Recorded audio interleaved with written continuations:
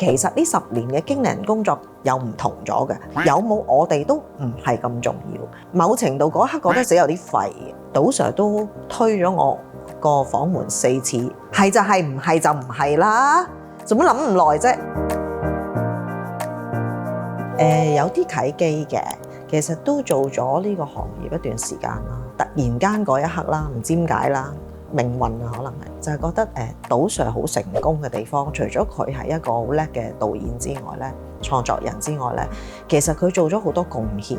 我覺得佢嘅貢獻係佢無論係對佢以往嘅徒弟啦，游乃海啊、尤達之啊、我師傅谷國亮啊、羅永昌導演啊咁樣，都會安排一啲嘢俾佢哋嘅。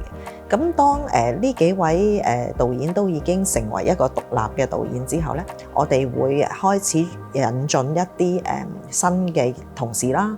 咁亦即係而家嘅陳偉斌，有幾位樹大招風咁，即係又有先浪潮。即係我覺得佢好多貢獻係不停去開發，用佢嘅能力或者佢嘅光環去帶動一啲嘢。咁我作為一個製作嘅單位嘅人，我會覺得我冇貢獻，因為你做咗幾十年啊嘛。咁其實你做嘅嘢應該係有進步噶嘛。所以如果你冇進步，係你自己有問題。某程度嗰一刻覺得自己有啲廢嘅，突然間我就覺得有乜嘢係我相信賭 Sir 可能話乾程度地係會放手俾我做嘅。有一 part 就係叫做 casting 啊嘛，即係好多時同演員接觸啊、揾演員啊，都係我去負責嘅。咁我嗰一刻係同賭 Sir 突然間有一晚同賭 Sir 同另外一個老闆講，就係話，不如我哋開一個藝人部。咁賭 Sir 好簡單回應咗一句對白嘅，就係你做啫嘛，又唔係我做，你咪做咯。咁就啟動咗啦。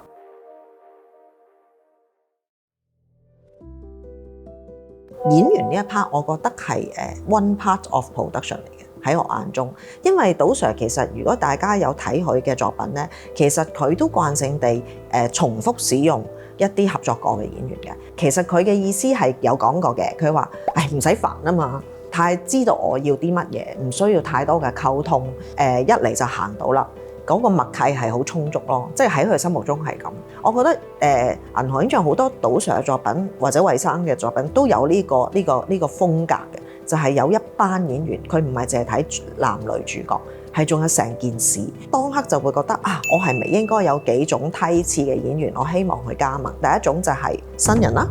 因為新人係必須嘅，咁所以我都希望我公司有啲新一代啦，然之後灌輸一啲製作嘅認知俾佢哋啦，希望我哋生到一批對呢個行業明白咩叫演員，或者唔係淨係要紅啦嚇。所以我嗰陣時都係話如果要好急速紅啊，公司開300部戲俾你咧，我就唔好簽我啦，因為我冇呢個能力啦。咁第二種梯次咧就係一啲其實已經係資深。或者做咗一段時間，但係佢仲等待緊一啲角色，等待緊一啲機會。我唔係話我有能力俾到個機會佢，但係我會覺得希望佢哋明白，我簽佢哋就唔係要攞佢哋一啲所謂佣金或者着數，而係有冇嘢喺我哋一齊去努力建立一啲嘢啊咁樣。呢個係第二種啦。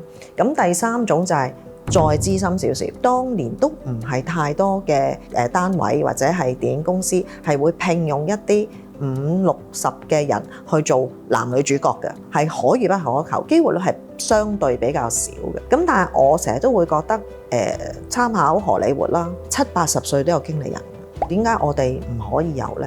咁即係話我哋只係陪佢走，大家都可能係等候緊一個機會咯。咁我希望可以為佢哋服務，就係令到佢哋安心喺佢哋表演。而我就係負責做一啲行政，定係一啲選擇，定係一啲鋪線，咁令到大家喺個演藝工作係一齊行緊一件事。呢個係我自己去開呢間公司嘅心願咯。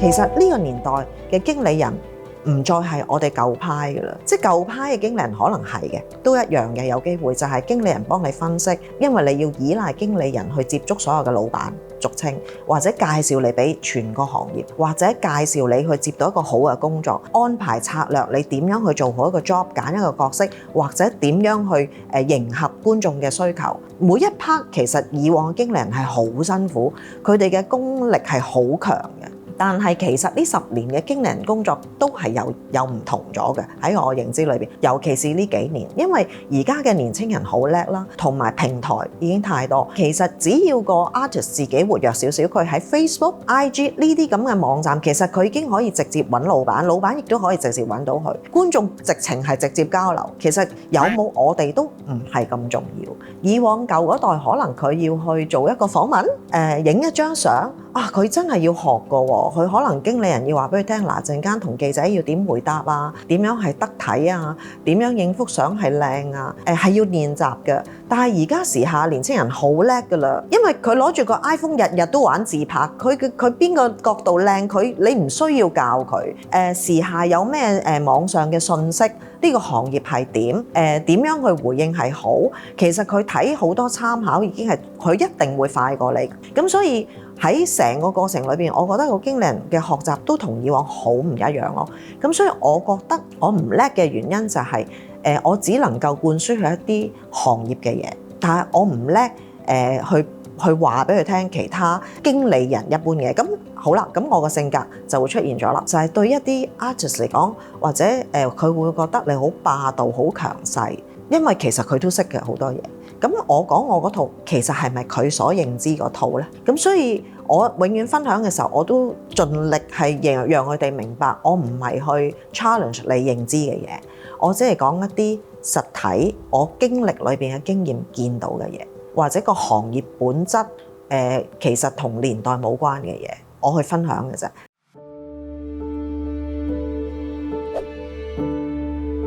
其實呢個角色係比較特別啦。如果大家有睇呢，佢係貫穿咗成個12集裏邊嘅一個男主角佢嘅人生3條線。咁所以我哋要啟動新演員嘅原因就係因為我覺得佢最重要有新鮮感嚇，即係如果佢冇，你好難去進入呢個界別啦。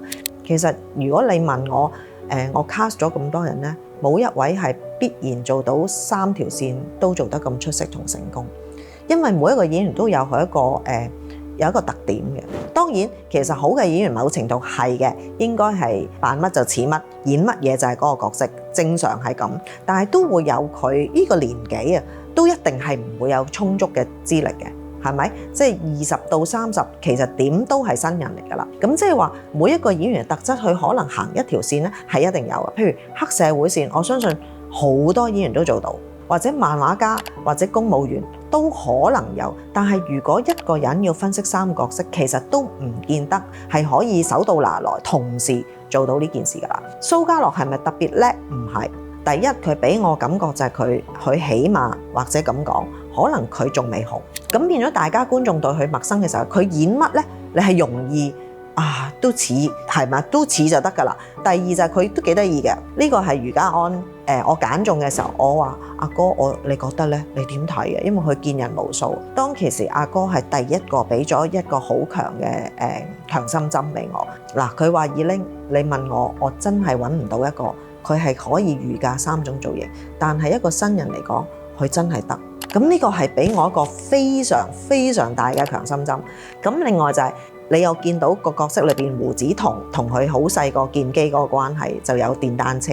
咁我哋就要希望好貪心地呢個演員係識揸電單車，就真係唔好意思啦。蘇家樂真係識揸電單車。咁呢啲真係緣分咯。有好多個點係令到件事好似加分上去。咁同埋我哋 cast 嘅時候，就我好衰格噶嘛，即係我 casting 嘅時候，除咗佢演唔演到之外，其實我都會想睇下佢個耐性。好多次啦，你聽到我講無數次嚇，起碼超過6次或以上嘅 casting， 同埋都幾辛苦嘅就我哋突然間會 change 轉變要點，聽日嚟過咁樣。你見到佢嗰個能力唔係演技，係佢成個身心，佢好真心、好誠心去交佢自己出嚟。佢每一日都係好 ready 咁樣去嚟，好認真去對待呢一個 casting。咁呢個都係令我吸引我嘅地方。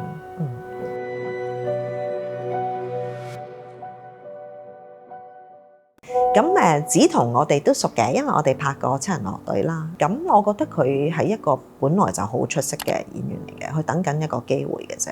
因為其實佢點五步已經好出色㗎啦，佢唔係新人，新得好犀利嘅。不過而家入行10年都係稱為新人啫。咁所以我覺得梓童其實佢係資深㗎啦。咁其實 Pansy 都係，我諗運氣都係好重要嘅。咁我哋都大膽，佢亦都好大膽。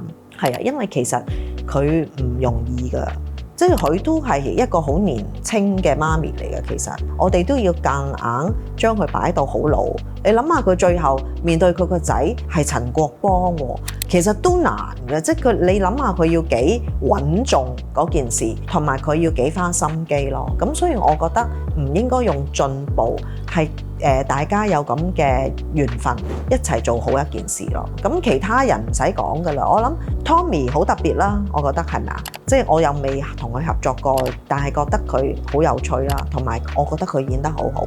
跟住就係肥腸啦，肥腸都係啦，唔係佢係啱就一定用嘅，但係事實我睇完劇本佢真係好啱嘅，呢個係真嘅，係啦。揀角色嘅時候最容易嘅第一張可以貼咗肥腸出嚟，二度生都 buy 嘅，係啦，係真嘅。同埋佢嗰個 pair 咧係最快速度可以揀到嘅，即係你揀完肥腸咧，你突然間就即係袁德昌呢一 pair 係最早嘅一對擺咗喺我嗰個 casting 表裏邊，係冇變過嘅嚇，真係嘅，幾得意人話。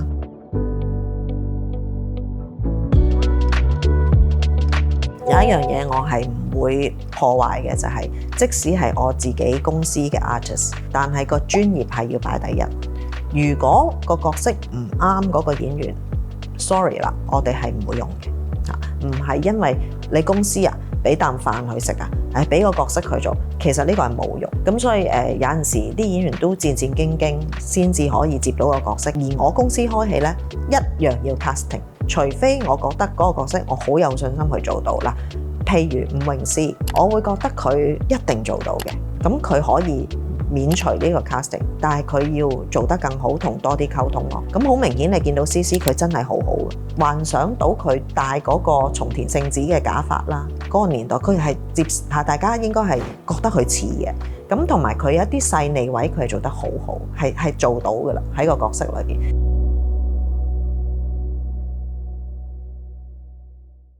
Ashley 都係一個我掙扎咗好耐，杜 Sir 都推咗我個訪門4次，你諗掂未啫？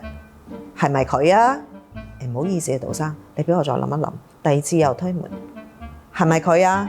我寫嘅方法唔同㗎喎，可能咁我就杜生，你再俾我諗多一陣。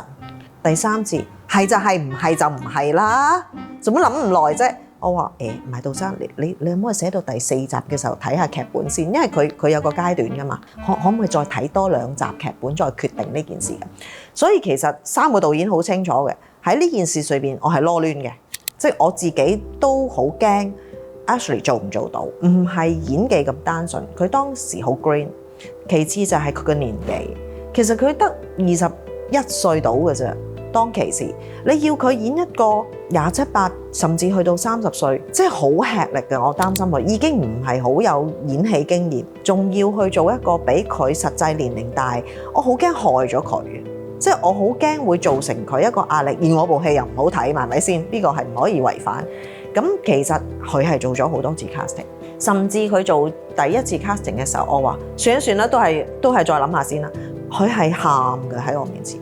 因為佢知道輸咗啦，佢喊得好犀利。咁我就話你話俾佢聽，佢要注意啲乜嘢。咁係去做第2、第3、第4次 casting， 而我係睇咗啲劇本，而我係見到佢同蘇嘉樂有共同點，就係好認真去對待個角色，攞到佢嘅感覺。當然佢絕頂聰明啦，真心係啦。所以最後當然就係佢演出咗呢個阿琪啦。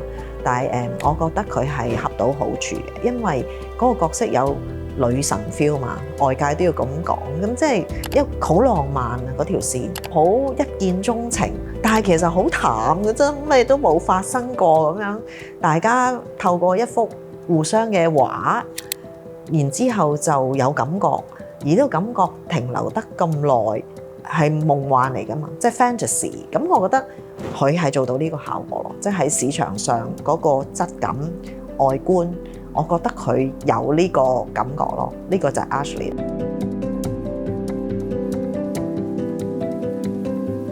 大方向我相信睇到而家應該大家知道係點樣分3條線㗎啦。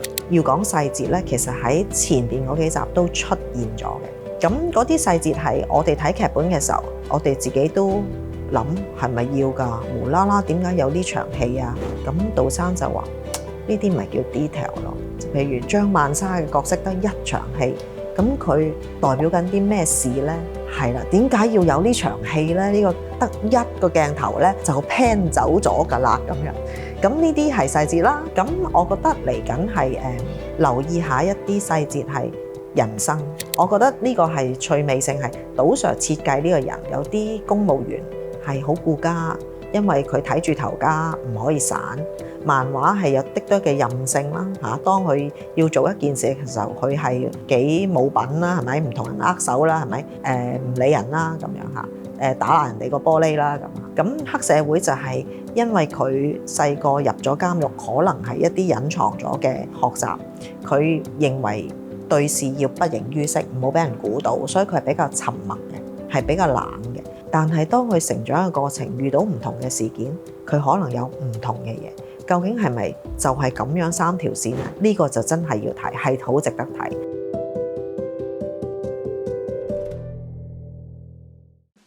銀河映像難以想像，希望你支持我哋每一個項目啦，包括電影啦，或者係電視啦。大結局好似係2小時喺13號嘅，仲有我哋喺11號同埋13號都有播完3映之後咧，有 Facebook Live 嘅。如果大家對我哋嘅3映有問號，歡迎你哋去 Live 嗰度問我哋啊！多謝。